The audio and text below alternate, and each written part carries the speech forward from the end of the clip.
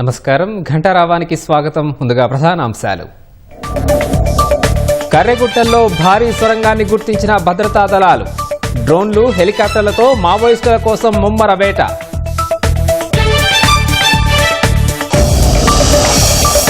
BRS రజతోత్సవానికి కదులుతున్న గులాబీ దండు. తెలంగాణ భవన్లో పార్టీ జెండా ఆవిష్కరించిన కేటీఆర్.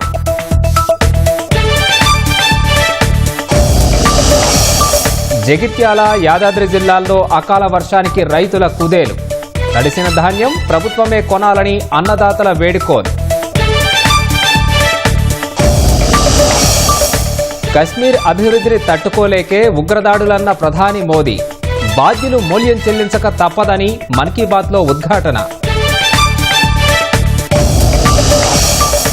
పహల్గాం ఉగ్రదాడి కేసు ఎన్ఐఏకు అప్పగింత. ఘటనా స్థలిలో ఆధారాలు సేకరిస్తున్న జాతీయ దర్యాప్తు సంస్థ.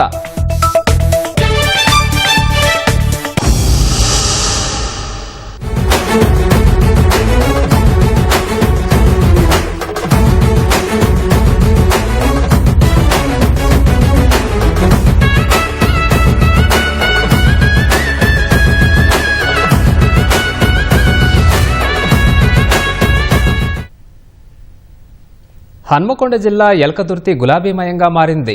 బీఆర్ఎస్ రజతోత్సవ సభకు సర్వం సిద్ధమైంది. మహాసభ ప్రాంగణం నుంచి తాజా సమాచారం మా ప్రతినిధి రఘువర్ధన్ అందిస్తారు. రాష్ట్ర సమితి రజతోత్సవాలకు రంగం సిద్ధమైంది. వరంగల్ సమీపంలోని ఎల్కతుర్తి వేదికగా ఈ సాయంత్రం భారీ బహిరంగ సభ నిర్వహించనున్నారు. రాష్ట్ర వ్యాప్తంగా నలుమూలల నుంచి భారీగా తరలివచ్చే జనాల కోసం విస్తృతమైన ఏర్పాట్లు చేశారు. కేసీఆర్ సన్నిహితుడు, పార్టీ సీనియర్ నేత బాలమల్లు గారు ప్రస్తుతం అంటున్నారు. బాలమల్లు గారు గత కొన్నాళ్లుగా ఇక్కడే ఎల్కతుర్తి సమీపంలో నుండి ఏర్పాట్లు పూర్తి స్థాయిలో పర్యవేక్షిస్తున్నారు. బాలమల్లు గారు ఈ కేసీఆర్ సభకు సంబంధించి ఏం చెప్తారు? గతంలో కూడా మీరు కేసీఆర్ సభలు చాలా వాటికి ఏర్పాట్లు పర్యవేక్షించారు. ఆ సభలకు ఈ సభలకు తేడా ఏం చెప్తారు? ఈ సందర్భాన్ని ఏం చెప్తారు? ఆ సభలకి ఈ సభకి తేడా ఏంటంటే, ఇది ఏంటంటే టీఆర్ఎస్ పార్టీ ఏర్పడి ఈ రోజుకు కరెక్ట్ 24 సంవత్సరాలు పూర్తి చేసుకొని 25వ సంవత్సరంలో అడుగుపెడుతున్న శుభ సందర్భంగా మరి రైతోత్సవాలు చేసుకోవాలన్నటువంటి పార్టీ నిర్ణయం ప్రకారం మరి యొక్క పబ్లిక్ మీటింగ్ ఏర్పాటు చేయడం జరిగింది. ఇందుకు ఆ తెలంగాణకు యావత్ తెలంగాణ సెంటర్లో ఉండే విధంగా 50-60 కిలోమీటర్లు అటు ఇటుగా మరి ఎక్కడి నుంచి బయలుదేరినా కానీ ఒక 2-3 గంటల లోపల ఈ ప్రాంతానికి చేరుకునే విధంగా మరి ఈ ప్రాంతాన్ని మేము సెలక్షన్ చేయడం జరిగింది. ఈ సభా ప్రాంగణం మొత్తం కూడా 160 ఎకరాలలో ఉంటుంది. ఇందులో దాదాపు మరి 150 ఎకరాలలో ప్రాంగణంలో మేము అన్ని ఏర్పాటు చేసుకున్నాం. వచ్చే వారికి ఎలాంటి ఇబ్బంది లేకుండా 1,00,000 పైచీలకు చీరలు వేసేయడం జరిగింది. మరి ఎండాకాలం కనుక వాళ్ళకు ధూపు అవుతుంది, వాటర్ ప్రాబ్లం ఉంటుంది కనుక దాదాపు 10 లక్షల వాటర్ బాటిల్స్ కూడా మేము ఏర్పాటు చేయడం జరిగింది. ఎంతమంది వచ్చే అవకాశం ఉంది? అంచనాలు ఏ మేరకు ఉన్నాయి? మేము అంచనాలు ఏం లేదు, మేము అనుకున్న దానికన్నా ఒక 3-4 ఇంతల ప్రజలు ఎక్కువ వచ్చే విధంగా మరి మాకు విలేజ్ల నుంచి రిపోర్ట్స్ అలా వస్తూ ఉన్నాయి. కేసీఆర్ గారు సాయంత్రం సభకు ఎన్ని గంటలకు చేరుకుంటారు? కేసీఆర్ ప్రసంగం ఎంతసేపు ఉండే అవకాశం? దాదాపు 5:30-6 గంటల ప్రాంతంలో మరి కేసీఆర్ గారు సభా ప్రాంగణాన్ని చేరుకుంటారు. మరి 6 గంటలకు సభ దాదాపు 1 గంట సేపు సార్ ప్రసంగం ఉంటుంది. మరి ఎవరిది కూడా ఉండదు, వెల్కమ్ స్పీచ్ ఒకళ్ళు ఉంటుంది, వారు ధన్యవాదాలు చెప్పేది ఒకళ్ళు ఉంటారు, అంతే తప్ప కానీ మధ్యలో ఎవరు కూడా మాట్లాడరు. ఓన్లీ కేసీఆర్ స్పీచే ఉంటుంది. వేదికపై ఎంతమంది ఉండే అవకాశం ఉంది? నేతలు ఎవరెవరు ఉంటారు వేదిక పైన? పార్టీ స్టేట్ కమిటీ సభ్యులు, మరియు ఎంపీలు, ఎమ్మెల్యేలు, మాజీ ఎమ్మెల్యేలు, మాజీ ఎంపీలు, అదేవిధంగా మాజీ జెడ్పీ చైర్మన్లు, మాజీ కార్పొరేషన్ చైర్మన్లు, డీసీసీబీ, డీసీఎంఎస్ వీళ్ళంతా కూడా దాదాపు 350 మంది ఉంటారు. థ్యాంక్ యూ బాలమల్ల గారు. ఇది వేదికకు సంబంధించి చూసుకుంటే భారీ వేదికను ఏర్పాటు చేశారు. మొత్తం ఈ వేదిక సామర్థ్యం 400గా ఉంది. మొత్తం రాష్ట్ర కమిటీతో పాటు ప్రజాప్రతినిధులు, అన్ని స్థాయిల ప్రజాప్రతినిధులు, జిల్లా పార్టీ అధ్యక్షులు వీరందరూ కూడా ఉండేలా ఏర్పాట్లు చేశారు. ప్రస్తుతం మనం చూడవచ్చు ఇక్కడ అంటే పార్టీ రజతోత్సవం సందర్భంగా నిర్వహిస్తున్న భారీ బహిరంగ సభ కోసం భారీ వేదికను ఏర్పాటు చేశారు. ప్రధాన వేదికతో పాటు ప్రధాన వేదిక పైన తెలంగాణ అమరవీరుల స్తూపంతో పాటు తెలంగాణ తల్లి విగ్రహాన్ని ఏర్పాటు చేస్తున్నారు. కేసీఆర్ సభా వేదికపైకి రాగానే ఈ అమరవీరులకు నివాళులర్పించి తెలంగాణ తల్లి విగ్రహానికి పూలమాలలు అర్పిస్తారు. దీనికి సమీపంగానే పక్కన కళాకారుల కోసం ప్రత్యేక వేదిక కూడా ఏర్పాటు చేశారు. ప్రత్యేకించి తెలంగాణ ఉద్యమంలో కేసీఆర్ ప్రస్థానంతో పాటు 9.5 ఏళ్ల పాటు అధికారంలో ఉన్నప్పుడు చేసిన అభివృద్ధి కార్యక్రమం వీటన్నింటినీ కళాకారుల ద్వారా ప్రదర్శించే అవకాశం ఉంది. కేసీఆర్ సభకు రాకముందు సభా వేదికపై చేరుకునే ముందు కళాకారుల ప్రదర్శన కొనసాగుతాయి.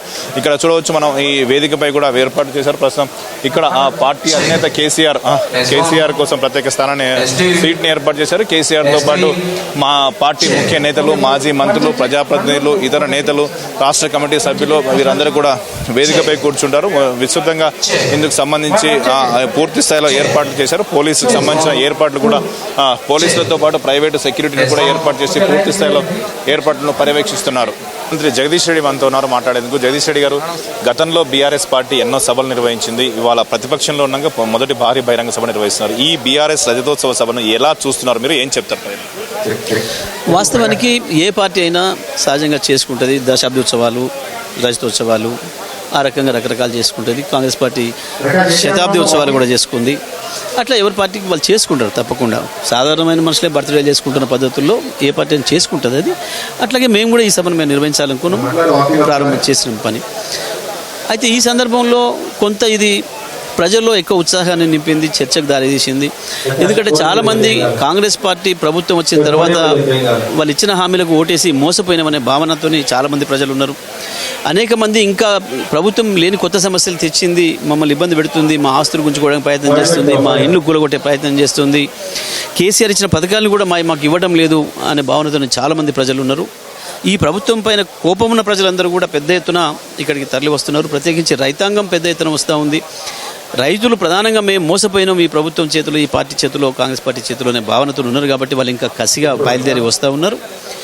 కాబట్టి ఇంకొకటి దీంట్లో ప్రత్యేకత ఏంటి అంటే, ఇప్పుడు ఏ పార్టీ వాళ్ళ సొంత సభలు చేసుకున్నప్పుడు ఎవరు కూడా విమర్శలు చేయలేదు.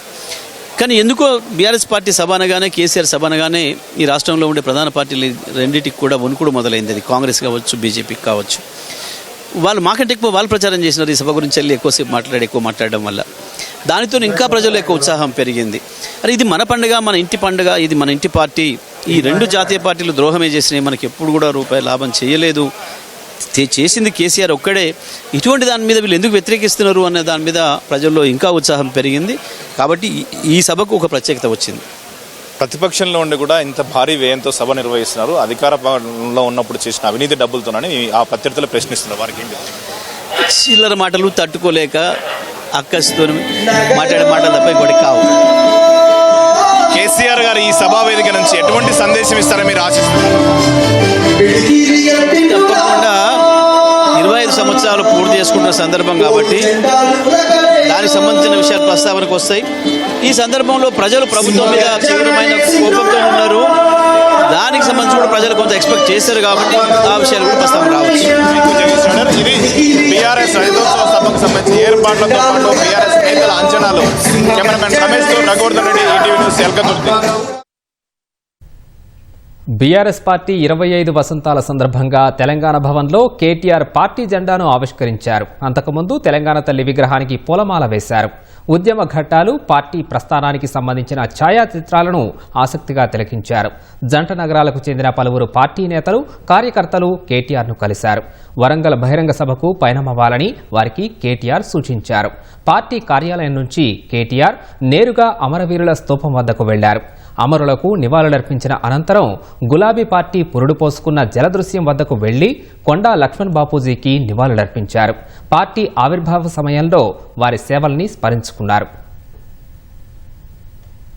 గులాబీ జెండాకు తెలంగాణ రాష్ట్ర సమితి అనే పార్టీకి ఏ అండా దొరకని నాడు, ఎవరు కూడా కనీసం ఆశ్రయం ఇయ్యని నాడు నేనున్నానంటూ ముందుకు వచ్చి తన ఇంటిని ఆ రోజు మా పార్టీ ఆఫీస్కు వెన్నుదట్టి గుండె ధైర్యాన్నిచ్చి ముందుకు నడిపిన స్వర్గీయ ఆచార్య కొండా లక్ష్మణ్ బాపూజీ గారి జలదృశ్యంలో ఈరోజు మళ్ళీ వారికి నివాళులు అర్పించి కలుసుకోవడం గొప్పగా ఉంది, సంతోషంగా ఉంది.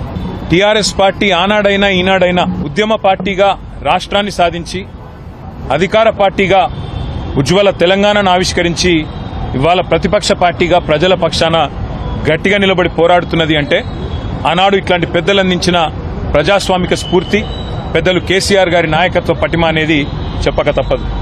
ఇవాళ 24 ఏళ్లు నిండి 25వ సంవత్సరంలో అడుగు పెడుతున్న సందర్భంగా స్వర్గీయ కొండా లక్ష్మణ్ బాపూజీ గారికి, స్వర్గీయ కొత్తపల్లి జయశంకర్ గారికి, వేలాదిగా తెలంగాణ రాష్ట్ర సాధన కోసం ప్రాణాలర్పించిన తెలంగాణ అమరవీరులందరికీ వినయపూర్వకంగా చేతులు జోడించి వారికి వినమ్రంగా పాదాభివందనం చేస్తూ భవిష్యత్తులో కూడా వారి స్ఫూర్తితో మరింత ఉధృతంగా ప్రజల పక్షాన పోరాడే శక్తిని కల్పించాలని, 25 ఏళ్లు నిండి మరొక 50 ఏళ్లకు బలమైన పునాది ఆ పెద్దల ఆశీస్సులతో తెలంగాణ ప్రజల పక్షాన కొట్లాడే అవకాశం మాకు రావాలని మనస్ఫూర్తిగా కోరుకుంటూ తెలంగాణలోని సబ్బండ వర్గాలకు కూడా హృదయపూర్వకంగా నమస్కారాలు, వినమ్రంగా ప్రణామాలు.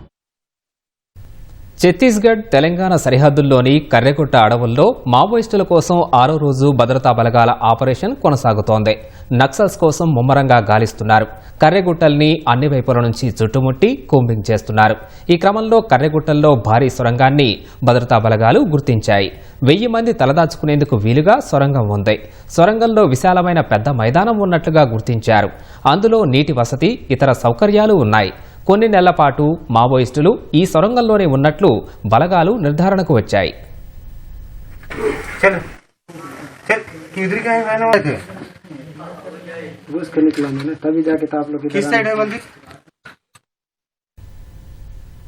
నీటిపారుదల శాఖ ఈఎన్సీ హరిరామ్ను ఏసీబీ అధికారులు రిమాండ్కు తరలించారు. నిన్న రాత్రి హరిరామ్ను అరెస్ట్ చేసి జడ్జి ముందు ప్రవేశపెట్టగా 14 రోజులు రిమాండ్ విధించారు. అనంతరం హరిరామ్ను జైలుకు తరలించారు. నీటిపారుదల శాఖ గజ్వేల్ ఈఎన్సీ భుక్యా హరిరామ్ కాళేశ్వరం ఎత్తిపోతల ప్రాజెక్టులో ముఖ్య భూమిక పోషించారు. భారీగా అక్రమాస్తులు కూడబెట్టారని అభియోగాల నేపథ్యంలో శనివారం ఉదయం నుంచి సోదాలు చేపట్టిన ఏసీబీ సాయంత్రం అరెస్ట్ చేస్తున్నట్లు ప్రకటించింది. శనివారం రాత్రి వరకు గుర్తించిన అక్రమాస్తుల విలువ సుమారు 100 కోట్లకు పైగా ఉంటుందని ప్రాథమికంగా అంచనా వేశారు. హరిరామ్ ఇంటితో పాటు అతని బంధువుల ఇళ్లలో ఏకకాలంలో 14 చోట్ల ఏసీబీ సోదాలు చేపట్టింది. హరిరామ్కు షేక్పేట, కొండాపూర్లో 2 విల్లాలు, శ్రీనగర్, నార్సింగి, మాదాపూర్లో 3 ఫ్లాట్లు, ఏపీ రాజధాని అమరావతిలో వాణిజ్య స్థలం, సిద్దిపేట జిల్లా మర్కూక్ మండలంలో 28 ఎకరాల వ్యవసాయ భూమి, పటాన్చెరులో 20 గుంటల భూమి, శ్రీనగర్ కాలనీలో 2 ఇండిపెండెంట్ నివాసాలు ఉన్నట్లు గుర్తించారు. బొమ్మల రామారంలో 6 ఎకరాల్లో ఫామ్ హౌస్, మామిడి తోట, కొత్తగూడెంలో నిర్మాణంలో ఉన్న భవనం, మిర్యాలగూడలో ఖాళీ స్థలం, 2 కార్లు, బంగారు ఆభరణాలు, బ్యాంకు డిపాజిట్లను అధికారులు గుర్తించారు. హరిరామ్ బినామీ ఆస్తుల వివరాలను రాబట్టేందుకు ఏసీబీ సోదాలు కొనసాగిస్తోంది. పెద్దపల్లి జిల్లా రామగుండం పారిశ్రామిక ప్రాంతంలో విమానాశ్రయం ఏర్పాటుకు నిర్దేశించిన స్థలాన్ని air force authority of India అధికారులు పరిశీలించారు. ఈ నెల 14న ఎయిర్పోర్టు స్థల సేకరణపై రీసర్వే చేయాలని కేంద్ర పౌర విమానయాన శాఖ మంత్రికి ఎంపీ వంశీకృష్ణ వినతి పత్రాన్ని అందజేశారు. స్పందించిన ఎయిర్ ఫోర్స్ అథారిటీ స్థానికంగా ఉన్న ప్రభుత్వ స్థలాలను, పాలకుర్తి మండలంలోని బసంత్ నగర్ పాత విమానాశ్రయ స్థలాలను పరిశీలించారు. పరిసర ప్రాంతాలు ఎయిర్పోర్టు ఏర్పాటునకు అనుకూల పరిస్థితులను పరిశీలించారు. ఎయిర్పోర్టు ఏర్పాటుకు రీసర్వే చేపట్టడంతో 2 దశాబ్దాల కల నెరవేరబోతోందని స్థానికులు సంతోషం వ్యక్తం చేస్తున్నారు. ఉస్మానియా యూనివర్సిటీ 108వ ఆవిర్భావ దినోత్సవ వేడుకలు ఠాగూర్ ఆడిటోరియంలో శనివారం ఘనంగా నిర్వహించారు. జమ్మూ కశ్మీర్లోని పెహల్గాం ఉగ్రదాడిలో అసువులు బాసిన వారికి 2 నిమిషాలు మౌనం పాటించి నివాళులర్పించారు. ఈ వేడుకలకు ముఖ్య అతిథిగా హాజరైన రాష్ట్ర ప్రభుత్వ సలహాదారు డాక్టర్ కె కేశవరావు విద్య, పరిశోధనా రంగాల్లో ఓయూ మరిన్ని విజయాలు సాధించాలని ఆకాంక్షించారు. ఆధునిక తెలంగాణ రూపకల్పనలో ఓయూ పాత్ర కీలకమైందన్నారు. సమకాలీన స్థితిగతులు, పరిస్థితులకు అనుగుణంగా పాఠ్య ప్రణాళిక రూపొందించాలని సూచించారు. ఉమ్మడి జాబితాలో ఉన్న విద్యారంగంపై అజమాయిషీ చేయడానికి కేంద్ర ప్రభుత్వం ప్రయత్నం చేస్తోందని ఎమ్మెల్సీ ప్రొఫెసర్ కోదండరాం ఆరోపించారు. ఉస్మానియా విశ్వవిద్యాలయానికి గాలికి, నేలకు వైబ్రేషన్ ఉంటుందని, అవకాశం దొరికిన ప్రతి సందర్భం ఓయూలో గడిపేందుకే ఇష్టపడతానని ప్రముఖ కవి అందశ్రీ అన్నారు. ఈ కార్యక్రమంలో VC professor Kumar, registrar professor Naresh Reddy, OSD professor Jitendra Kumar Naik, UGC వ్యవహారాల డీన్ ప్రొఫెసర్ లావణ్య, ఇతర సీనియర్ అధ్యాపకులు, ప్రిన్సిపల్స్, డీన్లు, డైరెక్టర్లు, ఉద్యోగులు, విద్యార్థులు పెద్ద సంఖ్యలో పాల్గొన్నారు. It was A++ earlier. Now it is A+. Though it is an important university, I have added the human resources development, committee of the parliament. So I know about the working of the universities, your demands and the expectations of the government. Whatever it is, we are in an age of transition. Let us understand that. And the era demands from you some kind of agility, some kind of efficiency, some kind of dedication and accountability both to the society and to yourself. Now you are an autonomous body. So your programs can change every minute. Your times can also change from 10 o'clock to 10:30. That is autonomy. So I will not interfere. Universities never remain, institutions never remain static. They change, they grow under the social influences, the milieu in which they are located, and because of the internal dynamics within the university, and also due to the ideological orientation of the powers that be, particularly the parties that are in power, and the policies that the governments initiate, universities continuously change, transform themselves. And as a consequence of the transformation, today we have reached a stage. And what challenges are we facing in the present context? And how do we deal with these issues is the central concern. All of us are trying to deal with these issues every day. And whatever I would be saying perhaps is not something very new. Jogulamba Gadwal జిల్లా బస్సాపురం గ్రామంలో అక్రమ సంబంధానికి అడ్డుపడుతున్నాడని ప్రియుడితో కలిసి భార్య భర్తను చంపించింది. గ్రామ సమీపంలోని ఉపాధి హామీ పథకం పనుల్లో కాల్వ తవ్వుతుండగా గుర్తు తెలియని మృతదేహం లభ్యం కావడంతో పోలీసులు లోతుగా విచారణ చేపట్టారు. దర్యాప్తులో భాగంగా సంచలన విషయాలు బయటకొచ్చాయి. బస్సాపురం గ్రామానికి చెందిన నరసింహులు పద్మకు 12 సంవత్సరాల కిందట వివాహం జరిగింది. సమీప బంధువు అయిన కురువ అంజలప్ప పద్మతో పరిచయం పెంచుకుని పరిచయం కాస్త వివాహేతర సంబంధంగా ఏర్పడింది. నరసింహులకు విషయం తెలియడంతో భార్యతో తరచూ గొడవ పడేవాడు. ఎలాగైనా భర్తను అడ్డు తొలగించుకోవాలనుకున్న పద్మ ప్రియుడితో విషయం చెప్పగా ఓ వ్యక్తికి ₹1,00,000 ఇచ్చి హత్య చేయించి పూడ్చిపెట్టారు. భర్త ఊరికి వెళ్లాడని పద్మ బంధువులకు చెప్పింది. హత్యకు సహకరించిన నలుగురిని పోలీసులు అరెస్ట్ చేసి రిమాండ్కు తరలించారు. ఇన్వెస్టిగేషన్ లో భాగంగా చనిపోయిన వ్యక్తి పూర్వ నర్సింహులుగా ఐడెంటిఫై చేయడం జరిగింది. భార్యాభర్తల మధ్యన చిన్న ఫ్యామిలీ డిస్ప్యూట్ ఏర్పడి కొంతకాలంగా తల్లిగారి దగ్గరనే తల్లిగారి ఇంటి పక్కన గుడి చేసుకుని జరిగింది. అప్పుడప్పుడు పోయి వచ్చేవాడు. ఈ క్రమంలోనే ఆమెకు ఒక అంజులప్ప అనే అతనితో ఫ్రెండ్షిప్ ఏర్పడి కాలక్రమంగా అక్రమ సంబంధం ఏర్పడి సంబంధానికి తగ్గుతున్నాడనే ఉద్దేశంతో అంజులప్పని మోటివేట్ చేసి తన భర్తను ఎలాగైనా చంపమని ప్రొవోక్ చేయడంతో ఈ మర్డర్ అంతటికి మెయిన్ మోటివ్ అక్రమ సంబంధాన్ని అడ్డుకుంటున్నాడనే ఒకే ఒక ఉద్దేశంతో భార్యనే ప్లాన్ చేసి కాన్స్పిరసీ చేసి తన ప్రియుడితో కలిసి వాళ్ళతో కాన్స్పిరసీ చేసి మర్డర్ చేయించింది. రాష్ట్రంలో 10 ఏళ్ల సుదీర్ఘ విరామం తర్వాత వ్యవసాయ శాఖలో బదిలీలు జరగడం పట్ల తెలంగాణ అగ్రికల్చరల్ ఆఫీసర్స్ అసోసియేషన్ హర్షం వ్యక్తం చేసింది. ఏడాదిన్నరగా ఎదురుచూస్తున్న ఉన్నతాధికారుల బదిలీలకు కాంగ్రెస్ ప్రభుత్వ పాలనలో మోక్షం లభించిందని అసోసియేషన్ చైర్మన్ కృపాకర్ రెడ్డి అన్నారు. వ్యవసాయ శాఖలో అసిస్టెంట్ డైరెక్టర్ నుంచి డిప్యూటీ డైరెక్టర్, జాయింట్ డైరెక్టర్గా పదోన్నతులు కల్పిస్తూ ప్రభుత్వం ఉత్తర్వులు జారీ చేయడంతో మిగతా స్థాయిల్లో కూడా ఆశలు చిగురిస్తున్నాయని తెలిపారు. ఈ సందర్భంగా రేవంత్ రెడ్డి ప్రభుత్వానికి ప్రత్యేక కృతజ్ఞతలు తెలిపిన ఆయన మండల వ్యవసాయ అధికారులకు సహాయ సంచాలకులుగా పదోన్నతులు కూడా కల్పించాలని విజ్ఞప్తి చేశారు. కూడా వ్యవసాయ శాఖ తరఫున ఈరోజు నిజమైన పండుగ మేము జరుపుకుంటున్నాము. డిసప్పాయింట్మెంట్లో మా అధికారులు ఉండరో ఈరోజు తిరిగి చాలా ఉత్సాహంలోకి రావడం జరిగింది. భవిష్యత్తులో కూడా ప్రభుత్వం ఆశించిన విధంగా పనిచేసే విధంగా మా అధికారులు నిజంగా ప్రభుత్వానికి తోడ్పాటు చేస్తారు. రైతాంగం చాలా ఈ రాష్ట్ర ముఖ్యమంత్రి వర్యులు రేవంత్ రెడ్డి గారికి, ఉప ముఖ్యమంత్రి బట్టి విక్రమార్కి కూడా మా సంఘం తరఫున కృతజ్ఞతలు తెలుపుకుంటూ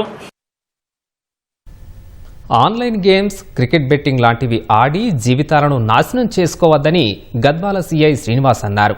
సాంకేతికత సాయంతో మంచిని మాత్రమే గ్రహించాలని యువతకు సూచించారు. జోగులాంబ జిల్లాలోని గద్వాల పట్టణంలో ప్రధానమంత్రి కౌశల్ యోజన కేంద్రంలో ఈనాడు, ఈటీవీ ఆధ్వర్యంలో బెట్టింగ్, సైబర్ నేరాలపై అవగాహన సదస్సు నిర్వహించారు. ఆన్లైన్ గేమ్స్, బెట్టింగ్ల జోలికి యువత వెళ్లొద్దని కార్యక్రమంలో పాల్గొన్న గద్వాల సర్కిల్ ఇన్స్పెక్టర్ శ్రీనివాస్ విద్యార్థులను ఉద్దేశించి మాట్లాడారు. అడుగు రాంగ్ చేయడం వల్ల నా జీవితం ఇట్లా అయిపోయిందని బాధపడా కూడా మళ్ళీ వచ్చేది కాదు. మీ చుట్టుపక్కల ఎవడేది నేను బెట్టింగ్ యాప్స్ లో డబ్బులు పెట్టి నేను ఇల్లు కట్టినాడు ఎవరు లేడు. నేను బెట్టింగ్ యాప్స్ లో లేకపోతే జూదమాడి నేను 100 ఎకరాలు కొన్నాడు కానీ నేను జూదమాడి బిజినెస్ చేసిన అన్నాడు కానీ నాకు తెలిసి భవిష్యత్తులో కూడా ఎవరు ఉండరు. ఎందుకంటే ప్రాబబిలిటీ అనేది అలానే ఉంటుంది. నిన్ను పైకి ఎదగనియదు, కానీ నిన్ను లాక్ చేసే అవకాశాలు మాత్రం చాలా ఎక్కువ. ఎవడో వేలల్లో ఒక్కడు ఇద్దరు ఉంటారు.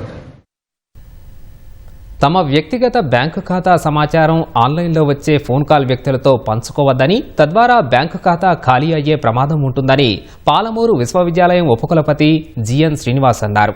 మహబూబ్ నగర్ జిల్లా పాలమూరు విశ్వవిద్యాలయం ఫార్మసీ ఆడిటోరియంలో బెట్టింగ్, సైబర్ నేరాలపై ఈటీవీ, ఈనాడు ఆధ్వర్యంలో నిర్వహించిన అవగాహన సదస్సులో పాల్గొని ప్రసంగించారు. మోసగాళ్లు ఎన్నో కొత్త రకాల పంథాలను అవలంబిస్తూ మోసం చేస్తున్నారని తెలిపారు. గతంలో జేబు దొంగతనాలు చోటు చేసుకునేవి, ఇప్పుడు దొంగలు ఆ పంతా మార్చుకుని సైబర్ నేరాలకు పాల్పడుతూ కోట్లు కొల్లగొడుతున్నారని అదనపు ఎస్పీ రాములు అన్నారు. అనుమానిత నంబర్ నుంచి వచ్చే ఫోన్ కాల్స్కు ఏమాత్రం స్పందించవద్దని సూచించారు. Eenadu news paper or ETV jointly organizing this program, awareness program among the students on cyber crime and betting. And always this ETV is forefront in organizing this kind of programs. The money, whatever you are earning, you are earned by your parents, that you have to protect it. At the same time, the money which does not belong to you, you should not expect.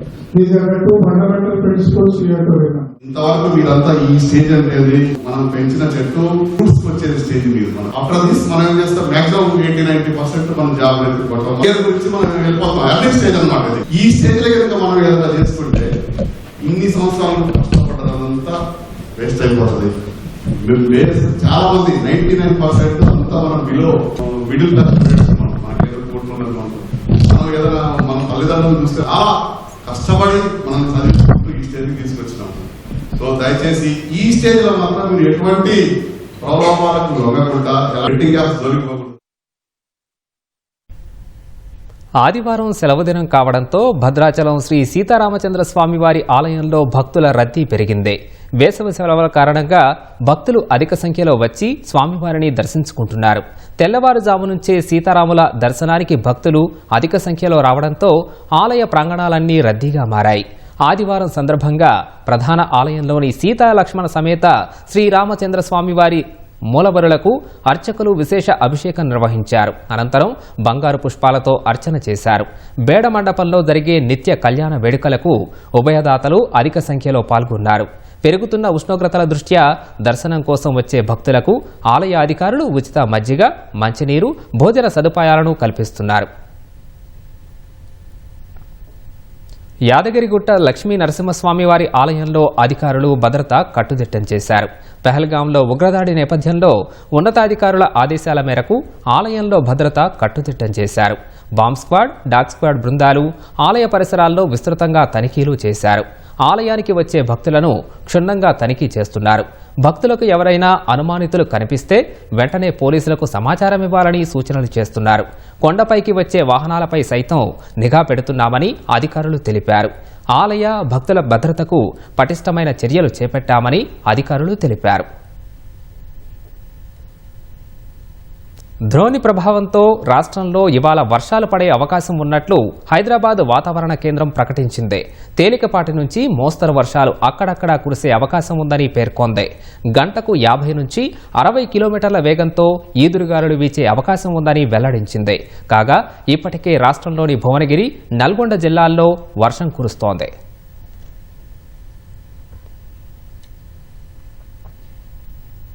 Pahalgam ఉగ్రదాడి కేసును జమ్మూ కశ్మీర్ పోలీసుల నుంచి జాతీయ దర్యాప్తు సంస్థ NIA అధికారికంగా తీసుకుంది. ఈ ఘటనకు సంబంధించి ఆధారాల సేకరణను ఎన్ఐఏ ముమ్మరం చేసింది. కేంద్ర హోంశాఖ ఆదేశంతో కేసు విచారణను స్వీకరించిన ఎన్ఐఏ ఘటనాస్థలికి ఉగ్రవాదులు వచ్చి వెళ్లిన మార్గాల్లో క్షుణ్ణంగా పరిశీలిస్తోంది. ఉగ్రదాడిని చూసిన సాక్షులను అధికారులు ప్రశ్నిస్తున్నారు. ఎన్ఐఏ బృందంలో ఉగ్రవాద వ్యతిరేక ఏజెన్సీకి చెందిన ఐజీ, డీఐజీ, ఎస్పీ ఉన్నారు. ఏప్రిల్ 22న పెహల్గాంలో పర్యాటకులపై ఉగ్రవాదులు విచక్షణారహితంగా కాల్పులకు పాల్పడడంతో 26 మంది మృతి చెందారు. పెహల్గాం ఉగ్రదాడి నేపథ్యంలో జమ్మూ కశ్మీర్ వ్యాప్తంగా ముష్కరుల కోసం భద్రతా దళాలు జల్లెడపడుతున్నాయి. ఇప్పటికే వందలాది మంది అనుమానితులను అదుపులోకి తీసుకుని విచారణ చేస్తున్నారు. ఈ క్రమంలోనే మరో ఉగ్రవాది ఇంటిని తాజాగా కూల్చివేశారు. బందిపోరాలో లష్కరే తోయిబా ఉగ్రవాది జమీల్ అహ్మద్ షెర్గోజ్రీ ఇంటిని కూల్చివేసినట్లు అధికారులు తెలిపారు. 2016 నుంచి జమీల్ ఉగ్ర కార్యకలాపాల్లో చురుగ్గా ఉన్నట్లు పేర్కొన్నారు. పెహల్గాం దాడి తర్వాత ఇప్పటి వరకు 9 మంది ఉగ్రవాదుల ఇళ్లను కూల్చివేశారు. పాకిస్తాన్ సైన్యం వరుసగా 3వ రోజు కాల్పుల విరమణ ఒప్పందాన్ని ఉల్లంఘించింది. నియంత్రణ రేఖ వెంబడి పలు ప్రాంతాల్లో పాకిస్తాన్ కాల్పులకు పాల్పడింది. అప్రమత్తమైన భారత సైన్యం సమర్థంగా తిప్పికొట్టింది. అర్ధరాత్రి వేళ నియంత్రణ రేఖ వెంబడి ఉన్న తుత్మారి గలీ, రాంపూర్ సెక్టార్లలో చిన్న తరహా ఆయుధాలతో పాకిస్తాన్ కాల్పులకు పాల్పడినట్లు అధికారులు పేర్కొన్నారు. వాటిని భారత సైన్యం సమర్థంగా తిప్పికొట్టిందని చెప్పారు. ఇంతకుముందు 2 రోజులు వరుసగా అర్ధరాత్రి వేళ ఎల్ఓసి వెంబడి పాక్ కాల్పులకు పాల్పడింది. పహల్గాం ఉగ్రదాడితో భారత్, పాకిస్తాన్ల మధ్య ఉద్రిక్తతలు నెలకొన్న వేళ సరిహద్దు వెంబడి మరోసారి కాల్పులు జరగడం కలకలం రేపింది.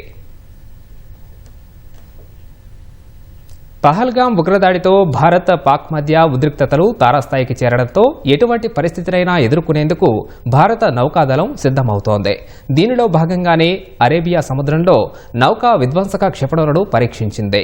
సముద్ర మార్గాన ఎదురయ్యే దాడులను తిప్పికొట్టేందుకు సిద్ధంగా ఉన్నట్లు నౌకాదళం ప్రకటించింది. 3 రోజుల క్రితమే అరేబియా సముద్రంలో medium range surface to air మిసైల్తో సీ స్కిమ్మింగ్ పరీక్షను భారత నౌకాదళం నిర్వహించింది. Guided missile destroyer INS Surat తొలిసారి గగనతలంలోని లక్ష్యాన్ని అత్యంత ఖచ్చితత్వంతో ఛేదించింది. సముద్ర మార్గంలో రాడాలను తప్పించుకోవడానికి నీటిపై అతి తక్కువ ఎత్తులో వచ్చే డ్రోన్లు, క్షిపణులు వంటి వాటిని సీ స్కిమ్మింగ్ టార్గెట్లుగా పేర్కొంటారు. ఇరాన్ బందర్ అబ్బాస్ నగరంలోని షాహిద్ రాజాయే పోర్టులో సంభవించిన భారీ పేలుడులో మృతుల సంఖ్య 18కి పెరిగింది. పేలుడు ఘటనలో 750 మందికి పైగా గాయపడ్డారు. అణ్వాయుధాలపై ఇరాన్, అమెరికాలు ఒమన్లో 3వ విడత చర్చలు జరుపుతున్న వేళ షాహిద్ రాజాయే పోర్టులో శనివారం భారీ పేలుడు సంభవించింది. ఈ పేలుడు దాడికి ఘటనా స్థలం నుంచి కొన్ని కిలోమీటర్ల దూరంలోని భవనాల అద్దాలు ధ్వంసం కాగా ఓ భవనం కూలిపోయింది. దీని వెనుక విద్రోహ చర్య ఉందా అని పలువురు అనుమానం వ్యక్తం చేశారు. అయితే ఇది దాడి కాదని ఇరాన్ విదేశాంగ మంత్రి అబ్బాస్ అరాక్షీ స్పష్టం చేశారు. బ్యాలిస్టిక్ క్షిపణుల్లో ఘనరూప ఇంధనంగా వాడే సోడియం పెర్క్లోరేట్ రాకెట్ ఫ్యూయల్ గత నెలలో షాహిద్ రజాయే ఓడరేవులో దిగుమతి అయిందని చెప్పారు. పోర్టులో నిల్వ ఉన్న కొన్ని కంటైనర్లు పేలడంతో ప్రమాదం జరిగిందని అధికారులు భావిస్తున్నారు. పోర్టులోకి వచ్చిన రసాయనాన్ని ఇరాన్ ఎందుకు తరలించలేదనేది తెలియాల్సి ఉంది. తిరుమల శ్రీవారిని సినీ నటుడు నాని దర్శించుకున్నారు. వేకువజామున శ్రీవారి సుప్రభాత సేవలో నటి శ్రీనిధి శెట్టితో కలిసి నాని పాల్గొన్నారు. టీటీడీ అధికారులు వీరికి స్వాగతం పలికి దర్శన ఏర్పాట్లు చేశారు. అనంతరం ఆలయంలోకి వెళ్లిన నాని, శ్రీనిధి శెట్టి స్వామివారిని దర్శించుకుని మొక్కులు చెల్లించారు. అనంతరం టీటీడీ అధికారులు స్వామివారి తీర్థ ప్రసాదాలను అందజేశారు.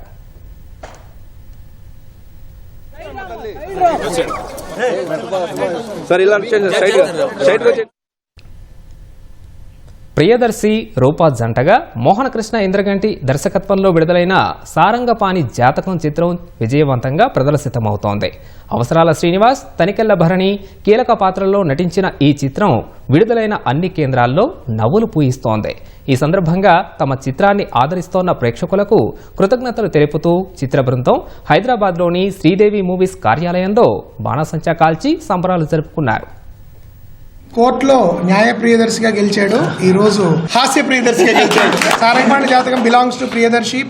ఎంత వెర్సటైల్ యాక్టర్ ఈ సినిమా ద్వారా తను మళ్ళీ నిరూపించాడు. ఫస్ట్ షో చూసినప్పటి నుంచి ఆదరణ ఎంత పెరుగుతోందంటే కొంతమంది అయితే ఒక దశాబ్దం తర్వాత నిజమైన కుటుంబ సమేతంగా కూడా తగే కామెడీ మేము చూసాము అని చెప్పి మమ్మల్ని అభినందనలతో ముంచెత్తున్నారు. ఈ సినిమాకి ఈ విధంగా బ్రహ్మరథం పట్టడం అనేది మా టీం మొత్తం సమష్టిగా సాధించిన గొప్ప విజయం. ప్రేక్షకులందరికీ మనస్ఫూర్తిగా మా కృతజ్ఞతలు. ఇప్పుడే చూస్తున్న బుక్ మై షోలో we are trending at 5K tickets per hour కొంటున్నారు. ఫాస్ట్ ఫిల్లింగ్ కూడా అవుతున్నాయి. అంటే థియేటర్స్ నుంచి మాకు ట్రేడ్ వర్గాల నుంచి మాకు తెలుస్తుంది. It's picking up very faster than usual. 8 out of 10 reviews are extremely positive for Sarangapani Jathakam. మేము ఎంత ప్రేమ ఇచ్చామో దాన్నంతా పూర్తిగా మాకు తిరిగిస్తున్నందుకు నా తరఫున అలాగే మా టీం మెంబర్స్ తరఫున మీ అందరికి మరోసారి చేతులెత్తి నమస్కరిస్తున్నాం. ఇవాళ యునానిమస్ రివ్యూస్ రావటం అన్ని ప్రేక్షకులు అనుగ్రహించారు. ఇవాళ నిజంగానే మేము చాలా సంతోషపడుతున్నాం.